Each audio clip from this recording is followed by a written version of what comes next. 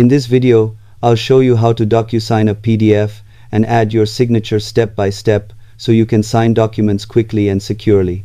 Start by opening your browser and going to the Docusign website, then log into your account using your credentials.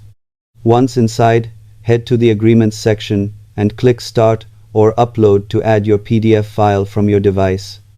After uploading, enter the required details like recipient name and email if needed, then click Next to open the document editor. In the editor, select the signature field option and drag it to the correct place on your PDF. You can choose to draw, type, or use a saved signature depending on your preference. Adjust the placement carefully to match the signature line. Before finalizing, review all details to ensure everything is accurate and properly aligned.